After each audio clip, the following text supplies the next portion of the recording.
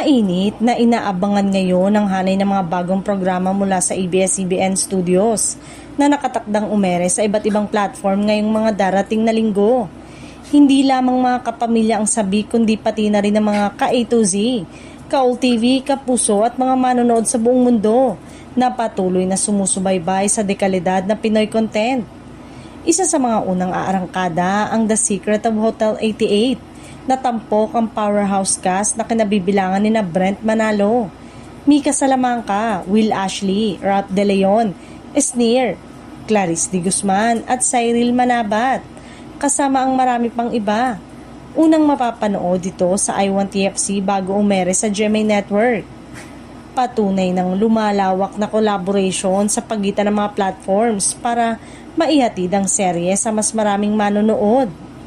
Samantala, tiyak na mag-aalab ang primetime sa pagdating ng Sigabo na pinagbibidahan ni Coco Martin at Julia Montes. Mapapanood ito sa primetime bida ng Kapamilya Channel at iba pang platform kabilang ang A to Z. Marami ang umaasang magiging isa ito sa pinakamalaking serye ng taon dahil sa lakas ng tambalan at inaabangang kwento. Hindi rin pahuhuli ang digital at international streaming sa hatid ng The Silent Noise na sa pangunguna ni na Angelica Panganiban, Sanjo Marudo at Saijan Haranilla. Mapapanood ito sa Prime Video na lalo pang magpapalawak sa global reach ng Filipino storytelling. Kasabay nitong magbabalik prime time ang tambalang Kim Pao sa The Alibay, ang buong katotohanan na pinagbibidahan ni Kim Chu at Paulo Avellino kasama sina Sam Milby at John Arcilla.